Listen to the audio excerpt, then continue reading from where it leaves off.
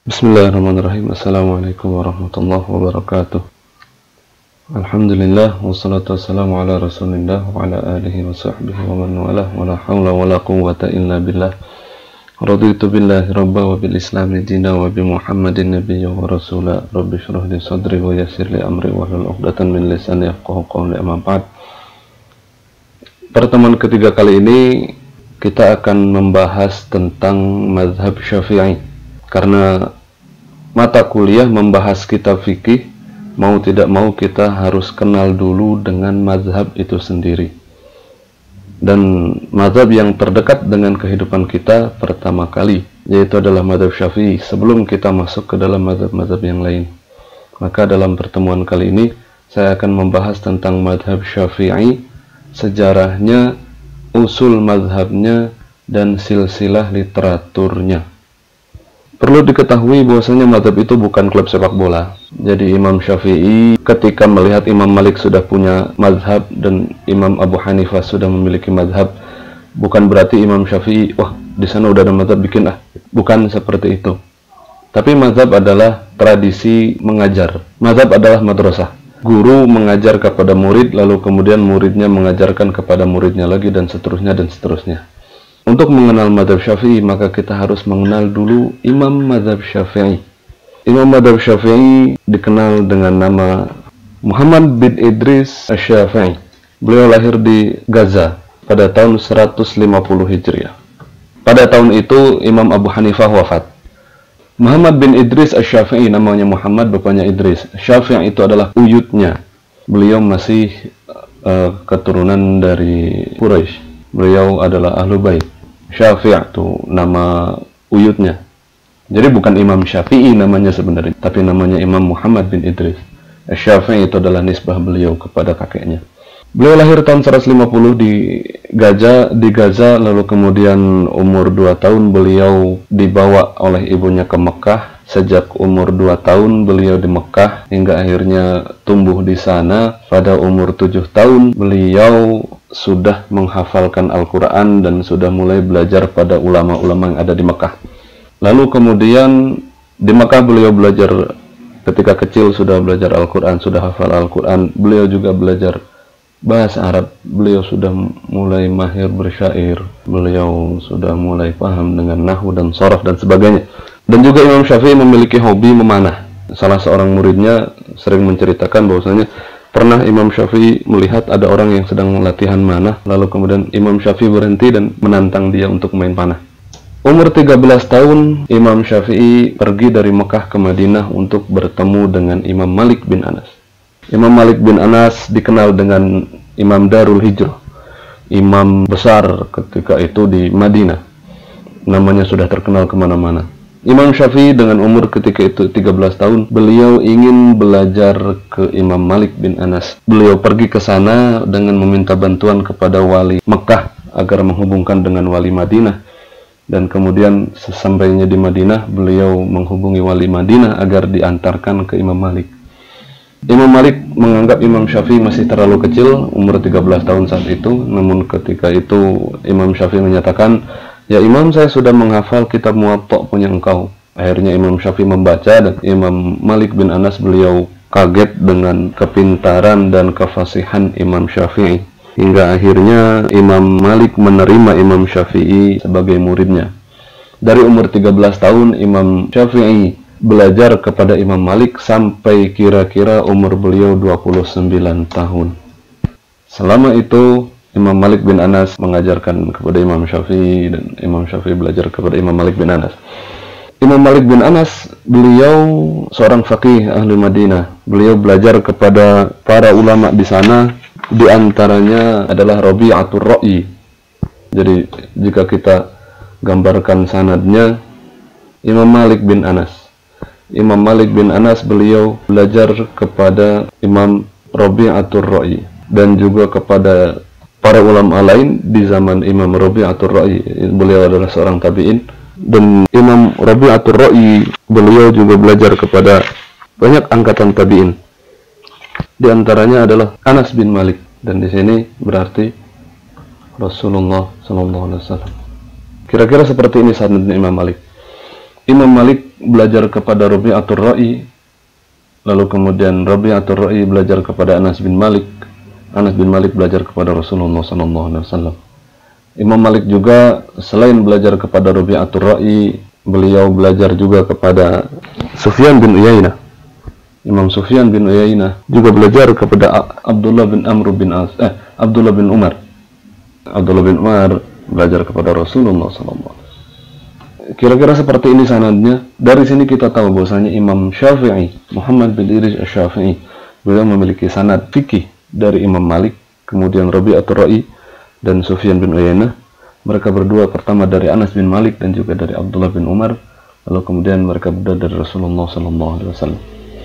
Imam Syafi'i bermulazamah dengan Imam Malik, belajar fikih dan sebagainya, hingga akhirnya pada umur Imam Syafi'i 29 tahun, Imam Malik bin Anas wafat. Pada umur itu, karena beliau merasa kehilangan gurunya dan kehilangan orang yang melindunginya, yang mendidik dia, akhirnya beliau pindah ke negeri Yaman. 29 tahun, 30 tahun beliau pindah ke Yaman, dan di Yaman beliau berada dekat dengan wali Yaman saat itu. Beliau mendapatkan pekerjaan, beliau juga tetap mengajar, beliau juga tetap belajar kepada ulama yang ada di Yaman. Namun ternyata ada suatu kejadian di mana terjadi fitnah di sana. Imam Syafi'i adalah orang yang berpengaruh di Yaman karena nasabnya dan beliau merupakan Ahlul Bait. Maka saat itu terjadi fitnah. Imam Syafi'i dituduh melaksanakan pemberontakan terhadap Khalifah Harun ar-Rasyid. Hingga akhirnya Harun ar-Rasyid menangkap Imam Syafi'i bersama sejumlah orang dan ditangkap ke Baghdad. Yang katanya Bani Abbasiyah mendapatkan masa kegemilangan ketika Harun ar-Rasyid, tapi ternyata ada cerita lain bahwasanya Harun ar-Rasyid menangkap Imam Syafi'i, dan semua orang yang dibawa oleh Harun ar-Rasyid saat itu yang bersama Imam Syafi'i seluruhnya dibunuh kecuali Imam Syafi'i. Karena dalam sidang Imam Syafi'i dan Harun ar-Rasyid melakukan hiwar, melakukan dialog, mereka berbicara panjang. Dan di saat persidangan itu, di sana ada salah seorang murid Abu Hanifah yang namanya Muhammad bin Hasan Asy-Syaibani. Muhammad bin Hasan Asy-Syaibani, salah seorang murid terdekat Abu Hanifah. Beliau hadir dalam majelis sidang itu dan kemudian beliau memberikan syafaat bagi Imam Syafi'i. Ya Khalifah, biar saya yang memegang orang ini. Saya melihat dia orangnya pintar, orangnya cerdas dan sebagainya dan sebagainya. Hingga akhirnya Muhammad bin Hasan Asy-Syaibani menjadi jaminan atas kehidupan Imam Syafi'i rahimahullahu di Baghdad. Maka sejak saat itu Imam Syafi'i berada di Baghdad dan mendapatkan penghormatan dari Muhammad bin Hasan Asy-Syaibani. Imam Syafi'i tidak menyia-nyiakan kesempatan itu hingga akhirnya Imam Syafi'i belajar kepada Muhammad bin Hasan Asy-Syaibani tentang fikihnya Abu Hanifah. Kalau kita lihat sanadnya, Muhammad bin Hasan Asy-Syaibani, beliau belajar kepada Abu Hanifah. Abu Hanifah belajar kepada Hamad bin Abi Sulaiman, dan Hamad bin Abi Sulaiman belajar kepada Ibrahim An-Nakha'i. Ibrahim An-Nakha'i belajar kepada Abdullah bin Mas'ud radhiyallahu anhu. Begitu juga dengan Ali bin Abi Thalib.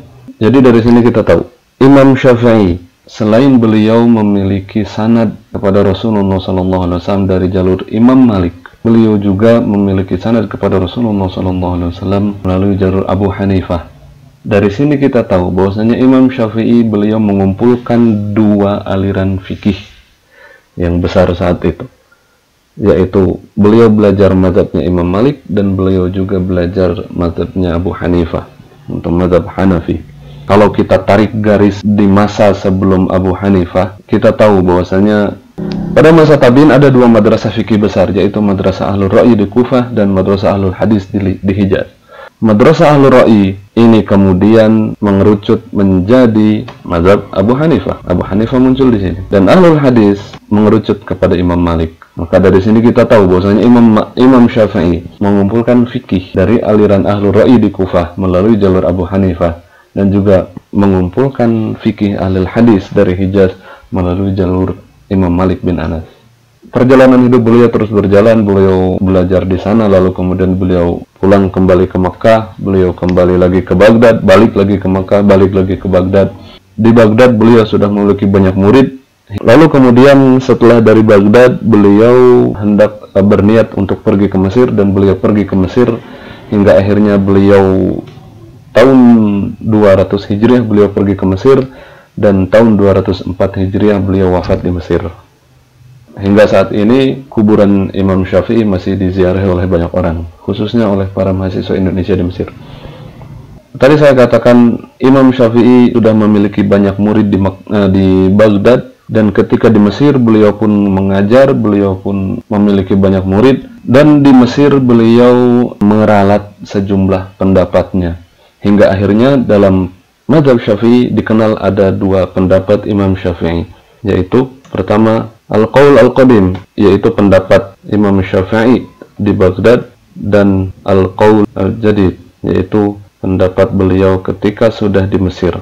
Dalam perkembangannya nanti kita akan mendapati ada sebagian pendapat-pendapat Imam Syafi'i yang diralat menjadi Qaul Jadid. Imam Syafi'i meninggalkan banyak tulisan. Beliau meninggalkan banyak buku, di antaranya kitab Ar-Risalah dalam usul fikih. Beliau dianggap sebagai orang yang pertama kali menuliskan kitab usul fikih. Beliau juga menuliskan kitab Beliau juga menuliskan kitab Al-Imla. Beliau juga menuliskan kitab Ikhtilaful Hadis, dan sebagainya dan sebagainya. Masih banyak buku yang lain. Namun dua buku utama, nanti kita akan masuk tentang silsilah kitab.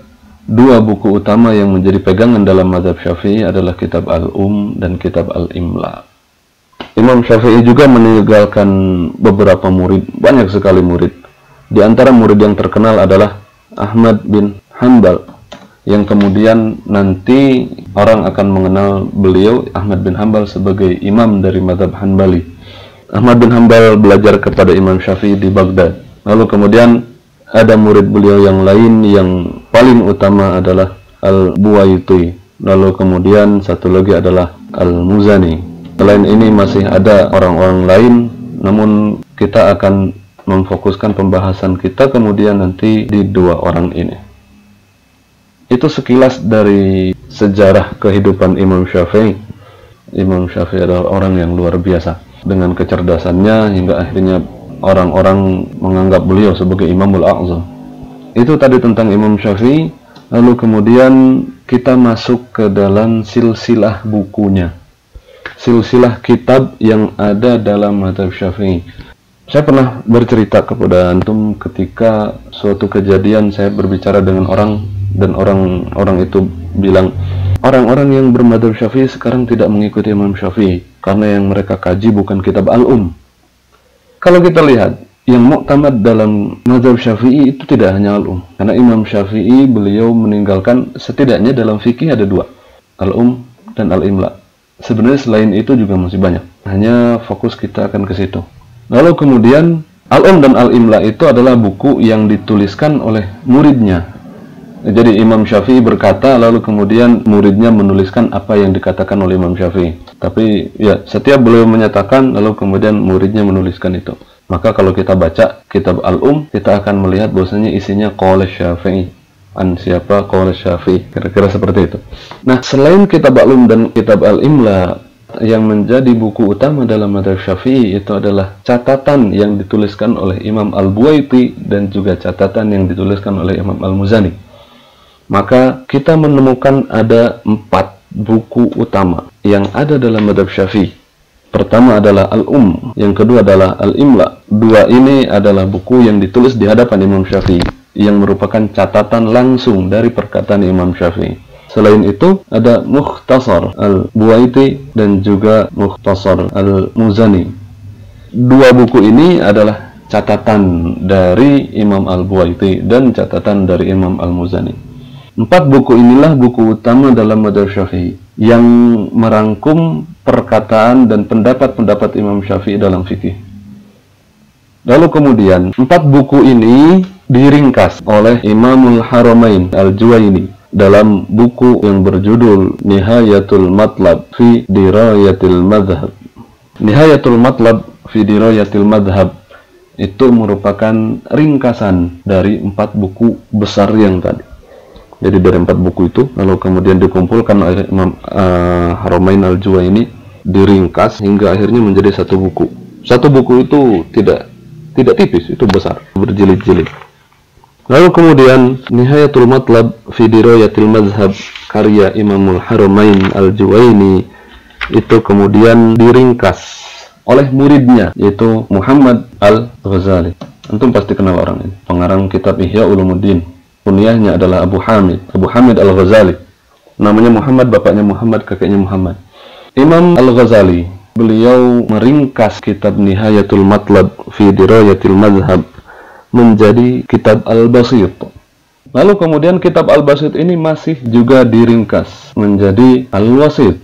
Al-Wasit ini diringkas lagi menjadi Al-Wajiz, dan sebenarnya kitab Al-Wajiz ini juga masih diringkas lagi menjadi Al-Khulasah.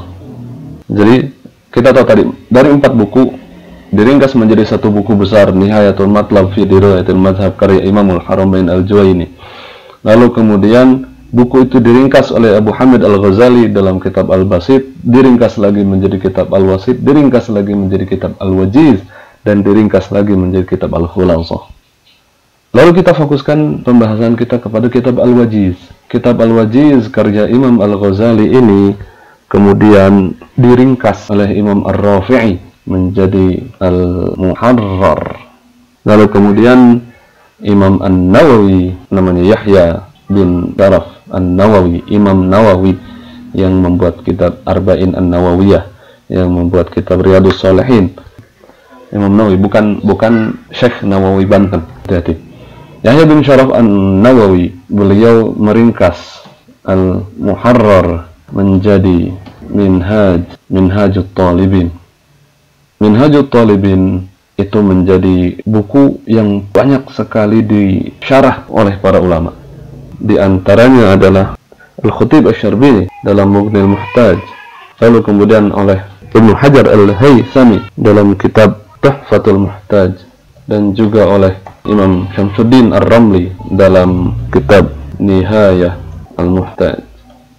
Dari sini kita paham syubhat yang dinyatakan oleh orang tadi. Kenapa kok orang-orang madzhab Syafi'i nggak langsung belajar al-um aja? Kenapa harus membaca yang lain? Karena yang namanya mazhab itu adalah tasalsul. Yang namanya mazhab itu adalah belajar guru mengajar murid. Murid belajar kepada guru. Guru menulis satu buku. Perkataan Imam Syafi'i itu kan tidak dikumpulkan hanya jadi satu, tapi jadi banyak. Dari yang banyak itu kemudian dikumpulkan, kemudian dinilai ulang, kemudian dicek kembali, ditarjih mana yang kira-kira dekat dengan dalil dan mana yang tidak.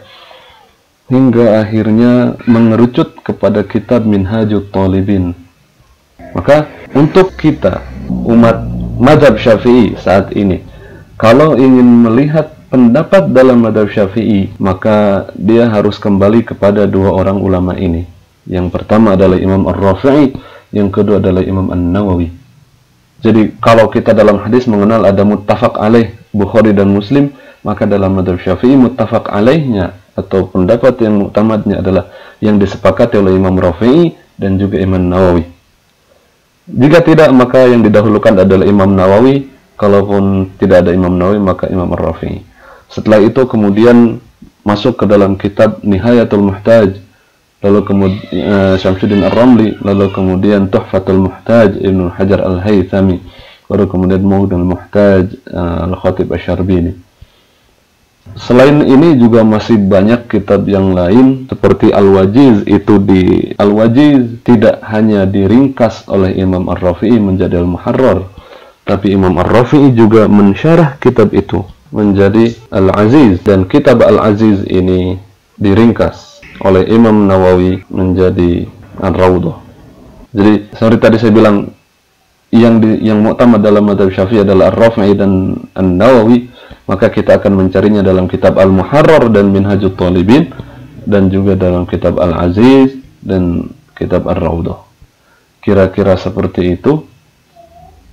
Selain ini masih banyak kitab yang lain, masih ada Manhajut Tullab yang merupakan ikhtisar, ringkasan dari Minhajut Talibin, ada namanya Manhajut Tullab yang dikeluarkan oleh Syekhul Islam Zakaria Al-Ansari, lalu kemudian masih ada kitab-kitab lain seperti Fathul Mu'in, itu syarah dari Qurratul Ain, itu Al-Malibari.